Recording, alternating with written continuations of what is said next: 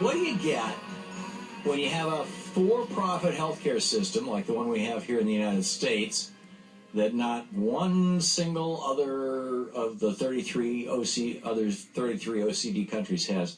What do you get?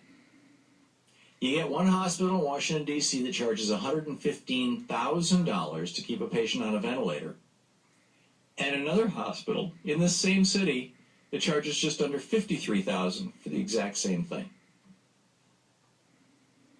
You get one hospital in Miami that charges $166,000 for treating a heart attack with 4 stents and major complications, and another hospital in that city that charges around $89,000 for the same thing.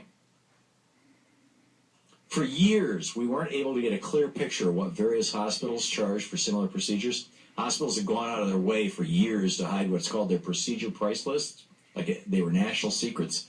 But not anymore, because the cat's finally out of the bag. Today, the Obama administration and the Federal Centers for Medicare and Medicaid Services released a database that shows for the first time how much the vast majority of hospitals in our country charge for the 100 most common inpatient procedures billed to Medicare. And when they released that data, this is all the claims for 2011, 163,000 individual charges recorded at more than 3,300 hospitals in 306 metropolitan areas. And the numbers paint a picture of a totally insane system. The prices for the exact treatments vary they're all over the map. And at random at hospitals, sometimes just a few city blocks from each other. Look at hospital costs in and around New York City, for example. The Huffington Post compiled data from the Centers for Medicare and Medicaid Services report to make a map of hospital costs for treating chronic obstructive pulmonary disease, COPD, in the New York metropolitan area. The range of costs to treat the same exact disease is where people, it's more extensive than people just get out of breath very easily, but that's the main symptom. But COPD, this could be a very serious condition. At the Bayonne Hospital Center, just over the Hudson River in New Jersey, treatment of COPD costs $99,690. Right across the river, back in New York City, at the hospital on the tip of Manhattan, that same treatment is $11,000. Looking at the entire New York City metropolitan area, the cost of COPD treatment ranges from $7,000 at a hospital in the Bronx to that $99,690 charged at the Bayonne Hospital Center. And it's all the same treatment.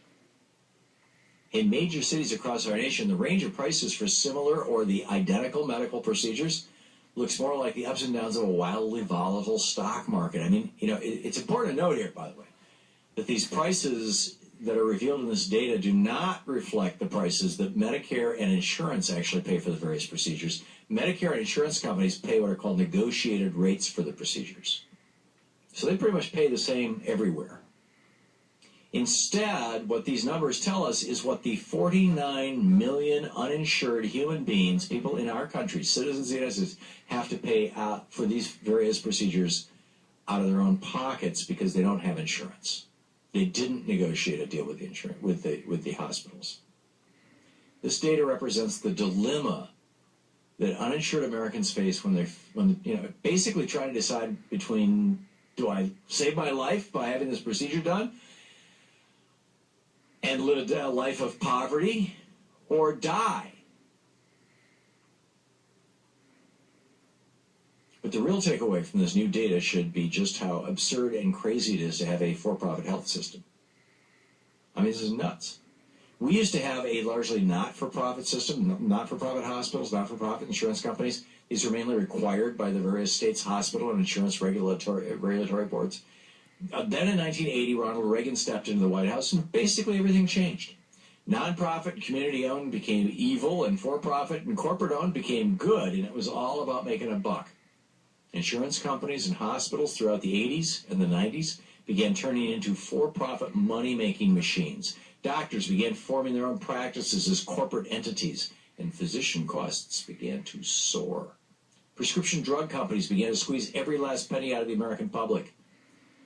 And, they cut that deal with Bush where, Medicare can no longer negotiate prices for drugs. So the cost of just about every other aspect of healthcare in the United States has skyrocketed since the Reagan era.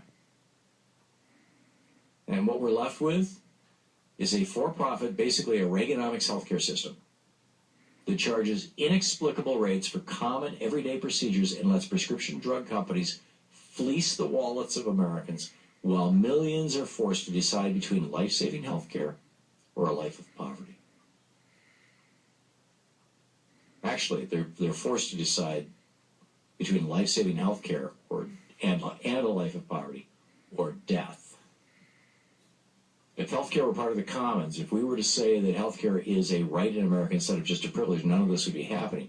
We wouldn't have a hospital in the Bronx, New York, charging $7,000 for a treatment, and a hospital a few miles away charging thousands more for the same procedure. It is time. We must say in America, we're taking the healthcare system out of the hands of the corporate profiteers and the Wall Street tycoons, and we're putting it back where it belongs, in the hands of the American people.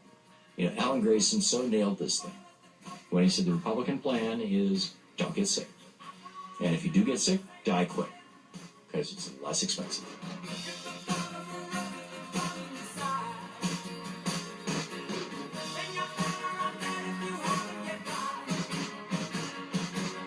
Squarespace.